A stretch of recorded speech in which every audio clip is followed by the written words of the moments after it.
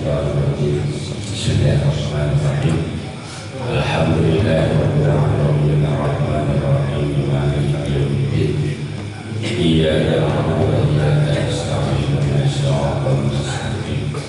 Shiratal ladzina an'amta 'alaihim ghairil maghdubi 'alaihim waladdallin. Baik, Bapak saudara yang saya hormati, kita lanjutkan ke pengajian kita yang minggu kemarin. Kita masuk ke buku yang di atas, Syahdan.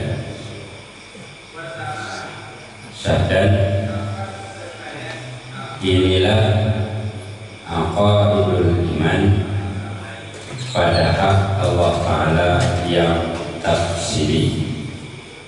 Syahdan, inilah aqaidul iman pada hak Allah Ta'ala yang tafsiri. Nah, jadi minggu kemarin kita sudah mempelajari bahwa sifat yang wajib bagi Allah yang 20 sifat itu terbagi kepada 4 sifat. Ada sifat nafsiyah, ada sifat salbiyah atau salabiyah, ada sifat ma'ani, dan ada sifat maknawiyah. Jadi minggu kemarin kita sudah mengetahui bahwa sifat Allah itu wajib kita kenal secara ijmali. Yaitu wajib pula kita kenal sifat Allah itu secara tafsiri. Kalau secara ijmali itu artinya secara global, ya, secara garis besar. Jadi sifat yang wajib bagi Allah yang wajib kita kenal ada 20 sifat. Jadi yang 20 sifat itu apa-apa saja, itu belum dijelaskan di kemarin. Nah, pada minggu ini atau pada malam ini kita akan menjelaskan atau membicarakan tentang sifat yang 20 itu secara tafsir. Secara tafsir secara terperinci. Nah, jadi yang 20 itu apa saja dia. Ini Syahdan, inilah aqaidul iman pada hak Allah Ta'ala yang tafsiri, berarti secara terperinci. Pertama, wujud. Ini sifat yang wajib bagi Allah yang wajib kita kenal. Yang pertama adalah wujud. Apa makna wujud? Maknanya ada Allah Ta'ala. Jadi wujud artinya ada. Kalau begitu macam mana? Kalau Allah itu wajib ada, mustahil ia ada. Mustahil Allah itu ada. Apa maknanya? Maknanya tiada. Jadi ain dal mim, bukan a dal mim. Jadi kalau alif dal mim atau hamzah dal mim itu Adam, Nabi Adam. Ya, ada Nabi Adam. Tapi kalau Adam ain, maknanya tiada. Jadi sifat yang wajib bagi Allah yang wajib kita kenal yang pertama adalah wujud. Nah, apa itu wujud? Wujud artinya ada. Jadi Allah wajib ada. Allah wajib ada. Jadi kalau sudah subut atau tetap Allah itu bersifat wujud, berarti tentu mustahil kalau Allah itu ada, tidak ada. Nah, kalau kita contohkan ini, ini P. Sekarang HP ini sifatnya bersifat dia dengan wujud. HP ini bersifat dengan bersifat dia dengan wujud. Nah, kalau inilah tetap wujud sini, bisa tak akal lagi menerima kalau kita katakan ini tak ada. Tak bisa lagi ya. Berarti sudah tetap bahwa HP ini bersifat dengan wujud. Berarti mustahil dia tak ada begitu. Mustahil dia tak ada lagi. Nah, paham sampai sini? Kalau paham lanjut. Nah, ya. Nah, berarti kita sudah apa namanya, masuk kepada dua kemarin. Ada yang kedua, jadi sempurnanya ini kan apa caranya? Yang pertama, kita harus mengenal apa bahasa Arab daripada sifat yang berpeluh, yaitu terjemahannya serta terjemahan. Dan ta'rifnya, ta'rif itu sebenarnya definisi apa yang dikatakan wujud. Nah, wujud itu apa? Nah, apa definisi wujud? Ma la ta'akkalu zat bidunihi. Ma la ta'akkalu zatu bidunihi. Artinya barang yang tiada terakal zat dengan tiada wujudnya. Barang atau sesuatu yang tidak terakal zat dengan tiada wujudnya. Itu definisi daripada wujud. Jadi kalau dia lah wujud, mana tadi?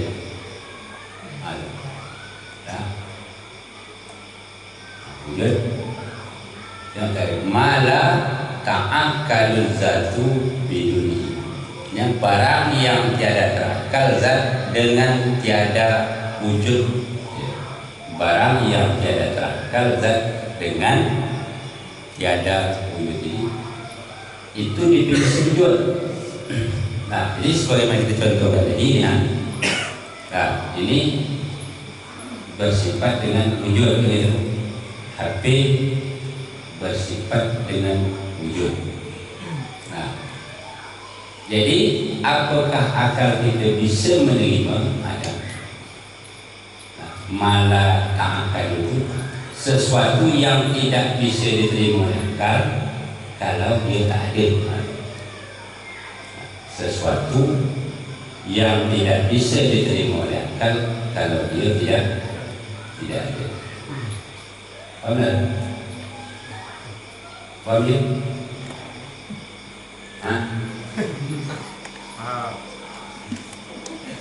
Sikit lah. Jadi ta'rifnya mala ta'akkalu zatu bidunihi. Jadi sesuatu atau barang yang tidak terakal oleh zat, yang tidak terakal oleh zat biduni, dengan tanpa adanya, dengan tiada adanya wujud. Itu yang dimaksud dengan wujud tadi. Wujud itu ada, wujud itu ada. Yang ada itu apa? Yang dikata dengan ada itu apa? Sesuatu yang akal tidak bisa terima kalau tidak ada. Sesuatu yang tidak bisa akal menerima kalau dia tidak ada. Kalau kita contohkan ini pelatihan sekarang panc ini bersifat dengan wujud. Bisa tak akal kita terima kalau ini tak ada? Inilah dia barangnya. Nampak juga. Bisa kita katakan tak ada? Bisa tak? Ha? Boleh tak kita sebut tak ada? Panjas tak ada. Sementara nampak kita. Tak boleh. Tak boleh. Itulah yang maksud dengan jadi akal tak bisa terima kalau kita katakan dia tak ada. Itulah yang wujud. Okey? Ya. Dan dalilnya atau penguatnya apa? Apa dalil yang menguatkan kalau Allah itu bersifat dengan wujud? Apa penguatnya? Apa dalilnya?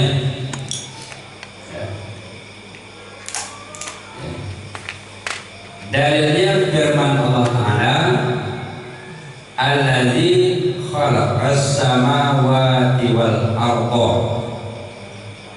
Alladzi khalaqas samawati wal arda.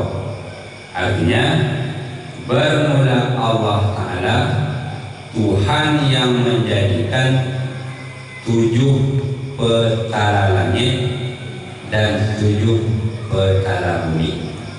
7 lapis ya, petala lapis.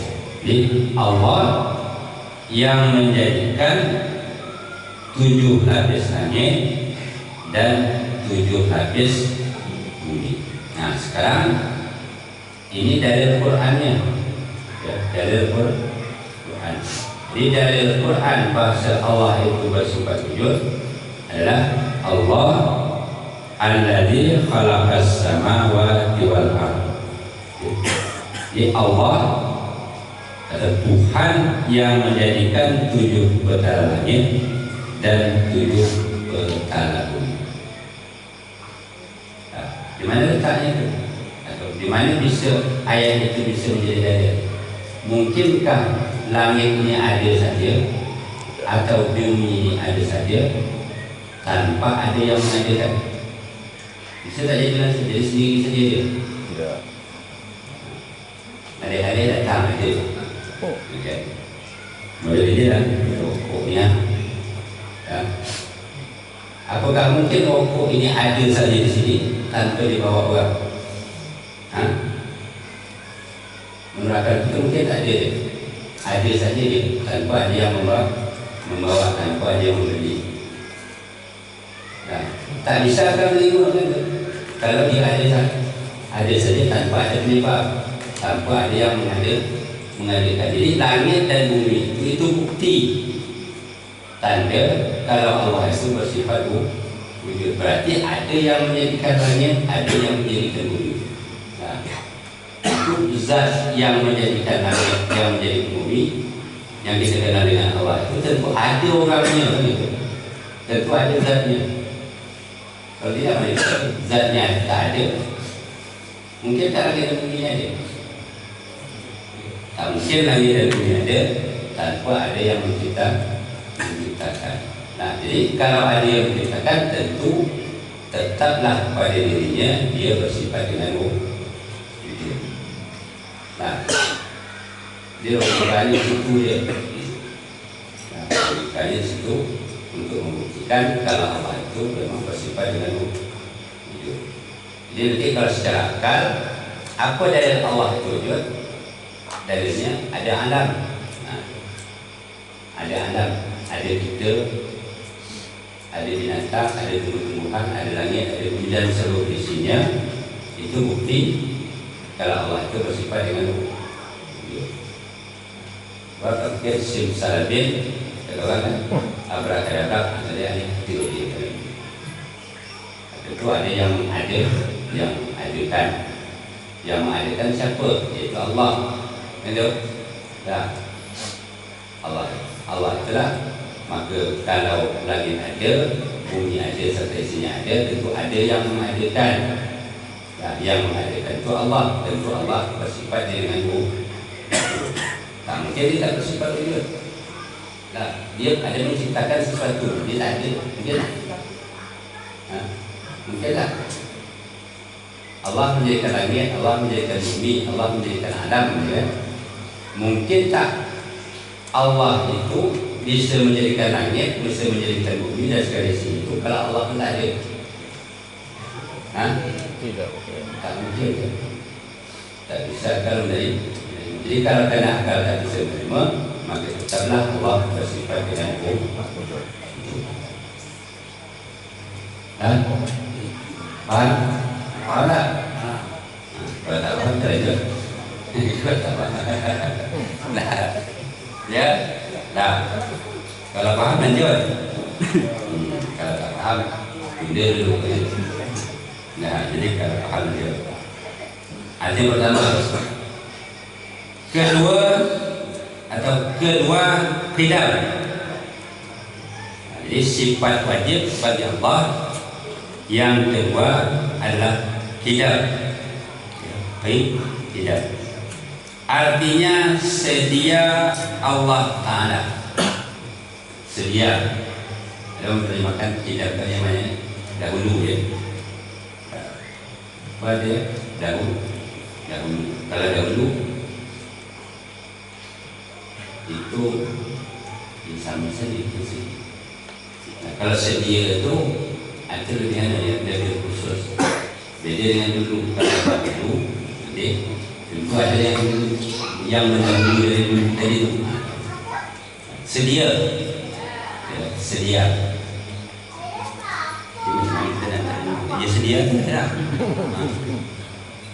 Jadi sifat yang kedua yang wajib bagi Allah adalah qidam. Qidam artinya sedia Allah Ta'ala. Mustahil yang kudus. Ya, mustahil yang kudus. Kudus maknanya baharu. Nah, kudus maknanya apa? Baharu. Nah, kalau bahasa kitanya baharu. Lawan buruk menjadi baru. Nah, jadi baru. Jadi baru itu perayaan namanya baru itu ada sebelum tak ada. Adanya sebelum tidak ada. Ada namanya baru. Kita beli baju baru. Kita beli baju baru. Atau kita beli songkok baru. Dulunya ada tak ada tu baju itu. Tak ada, maka disebut baru begitu. Nah, kita beli songkok baru. Dulunya ada kita pakai songkok itu, tak ada. Maka namanya baru. Jadi yang baru itu apa? Adanya sebelum tidak ada. Ada didahului oleh tak ada dulu itu baru. Nah, kalau qidam itu apa? Qidam itu adanya tidak didahului oleh tak ada. Itu qidam.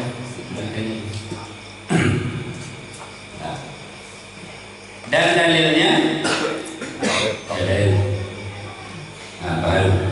Dan ta'rifnya adamu awwaliyatil wujud.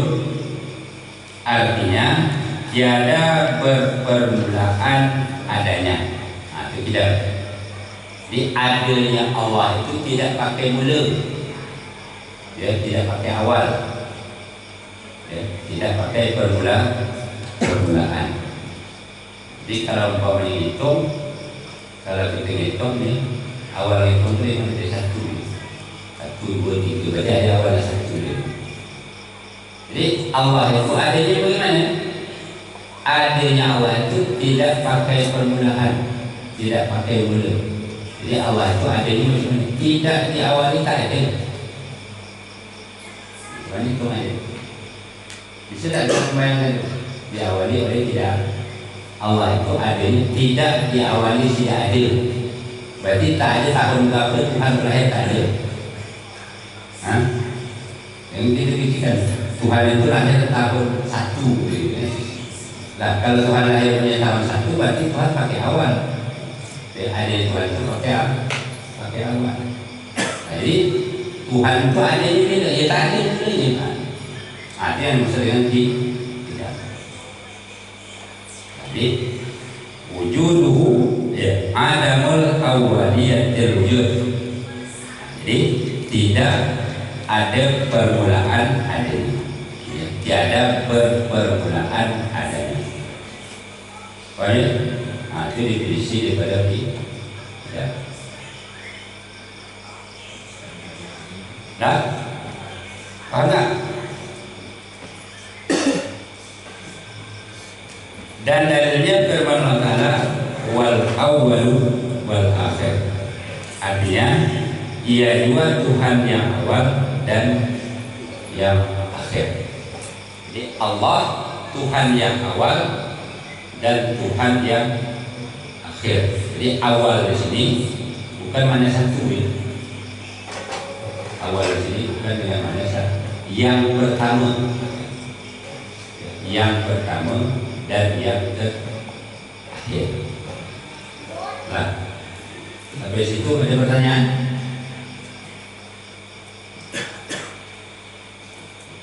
Nah,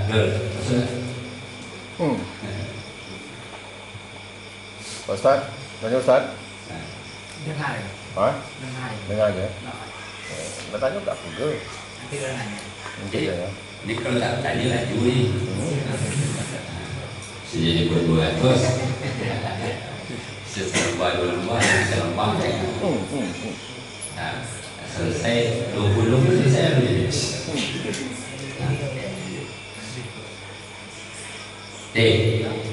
Lanjut. Ketiga, baqaun, maknanya kekal. Allah Ta'ala. Jadi yang ketiga, sifat yang bagi Allah itu baqa. Ya, Allah itu kekal. Mustahil ia fanaun. Fana maknanya binasa. Jadi besok kalau gitu punya anak, jangan punya anak nama fana ya. Jadi binasa. Ini Muhammad fana. Kalau baris pajak letak ke bawah, baris pajak ke bawah, ubah tak ada. Fana pun namanya. Mana? Baris bawah. Bukan pani. Pani bawah. Bina pun. Artinya apa? Sama ya.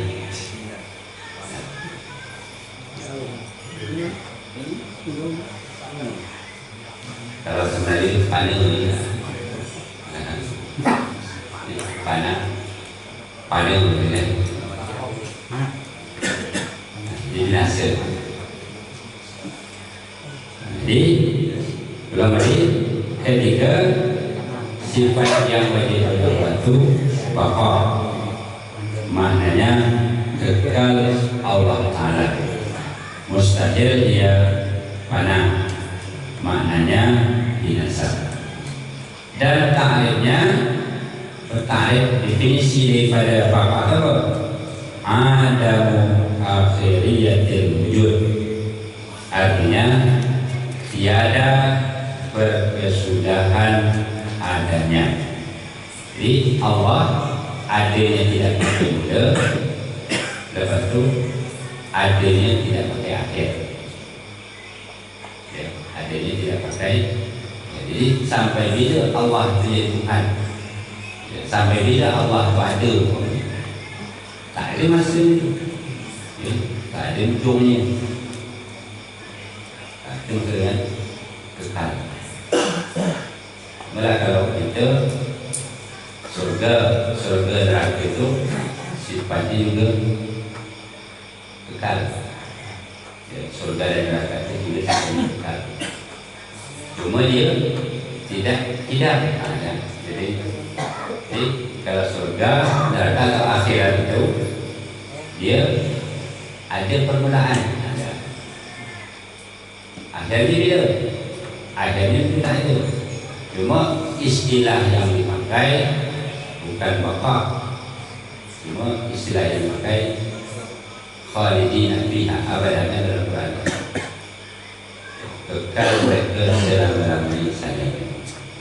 Jadi kalau masuk neraka, orang kafir masuk neraka kekal, orang mukmin masuk surga kekal. Bila akhirnya dia tidak kekal ada. Cuma kalau keadaan itu diikuti gitu. Kalau Tuhan beriradah mengakhiri surga, mengakhiri neraka, begitu. Itu kan Tuhan. Jadi kalau Tuhan sebenarnya Tuhan bersifat dengan baqa. Apa itu baqa? Dia ada berkesudahan, ada dia ada Allah, tidak pakai ada. Ya Allah. Sehingga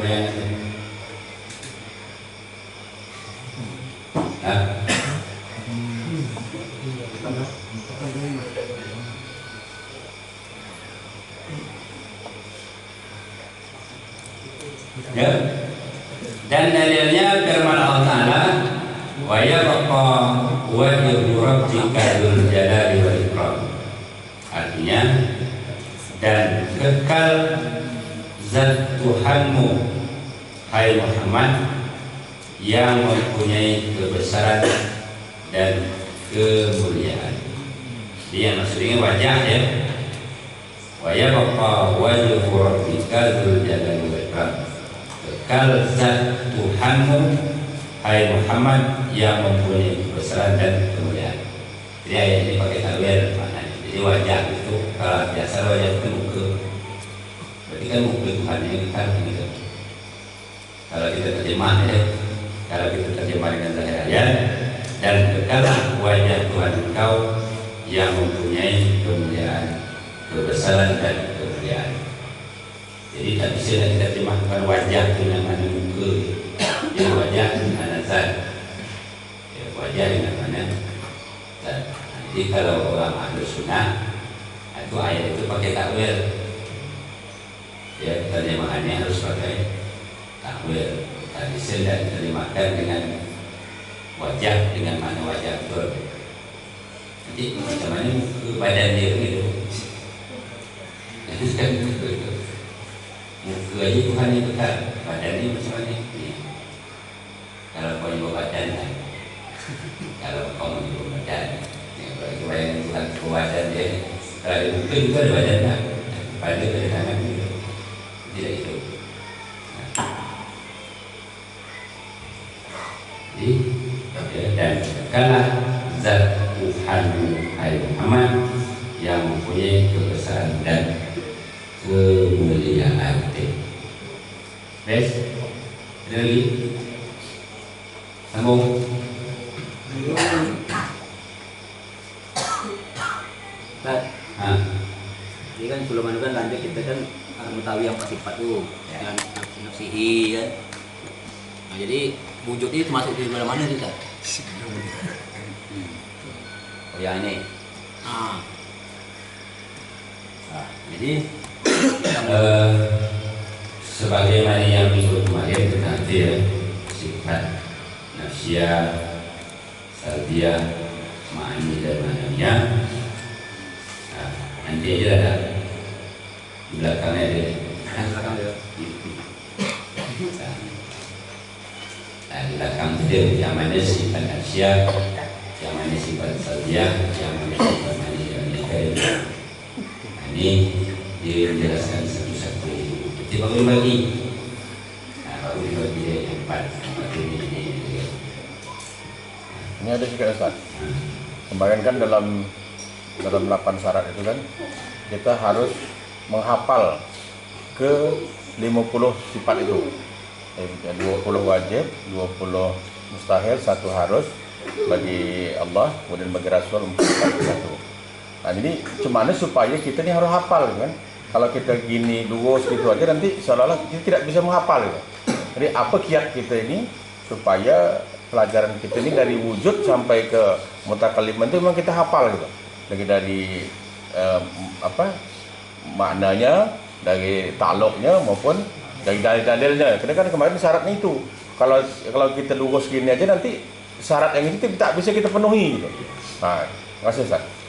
Jadi kalau tidak sempurna dah sempurna ilmu usul kita harus memahami 8 hal ya. Kemudian di antaranya hafal ya. Hafal sifat akidah yang belum ya, bahasa Arab dan bahasa Melayunya. Kiat hafal itu tak ada satu kita hafal semuanya. Jadi sambil belajar sambil hafal itu. Alhamdulillah nak berjaya dulu ya. Jadi apa katanya apakah kita hafalkan bersama wujud artinya ada. Tak layak lagi ya. Jadi hafal masing-masing je lah. Jadi sebelum rumah kita hafal itu kalau tidak sempurna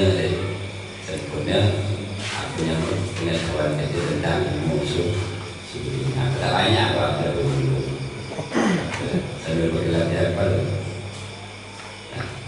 Wujud tidak bapa. Berarti dengan tarik firman Pak. Ah, Berarti tarik dia dengan firman iya, dia. suatu hafal dulu ini dia, lapas dia.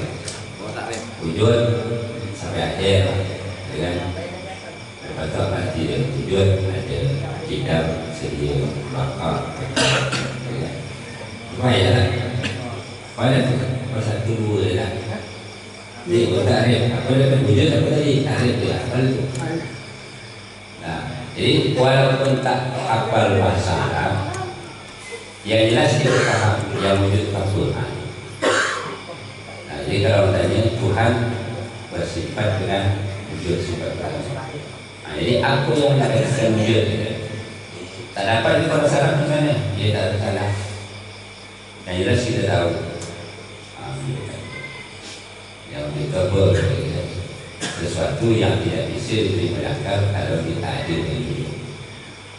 Bahasa wajah itu pemahaman dia. Lepas tu bakal hidam. Apa yang kalian hidam? Itu tak ada apa yang dikatakan. Tak ada itu definisi atau apa yang dikatakan dengan hidam. Hidam itu adanya tidak pakai pernyataan. Apa yang dikatakan dengan bakal itu adanya tidak pakai akhir. Tak payah tak? Nah, kalau tak tak pergi, kalau berapa sebab bahasa lagi. Betul, dalilnya pergi, ya. Apa dalil wujud? Gitu ya. Macam Quran, apa dalil Quran? Betul, apa dalil bakal? Apa dalil tidak? Ayat pun tak banyak lah. Jadi dia semua. Kan? Ada lagi? Kasih kabar, tulis juga. Kalau kita nak gitu lah ya, saya dulu Adi itu baca ini. Jadi masang sesuatu hal itu ketika baca itu masuk. Nah ini. Dah tulis. Ada tulis itu kan itu. Ya insya Allah sekarang tu agak paham saya. Kalau yang lain gimana?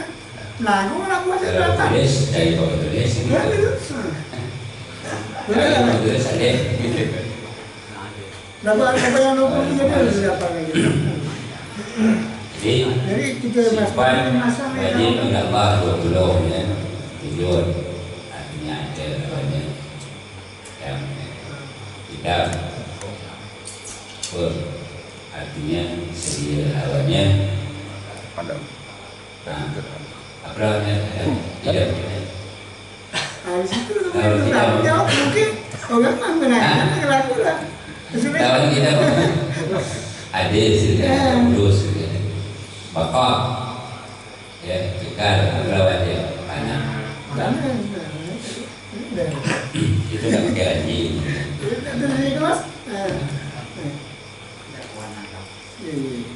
berarti dia ringkas nanti baca sini ringkas itu nah lanjut lagi ayo tadi sampai ke jadi sifat 20 itu cukup dengan berhitung-hitung aja. Iya, dari istilah wujud kita membaca muka satu diwaninya. ya. Jadi yang pertama ayo kita harus mengenal sifat berdoanya hafal dulu.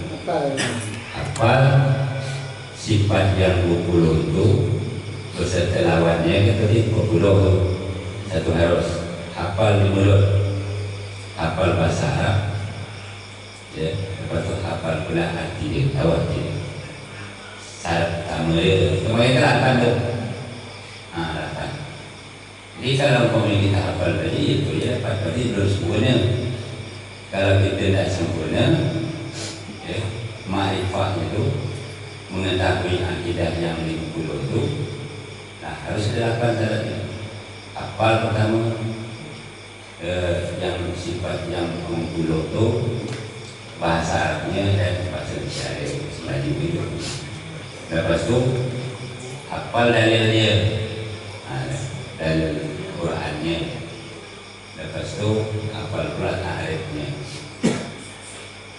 Lepas itu tahu pula terbagi sifat yang 20 itu pada terbagi Apa nasihatnya? Nah, kalau itu berapa?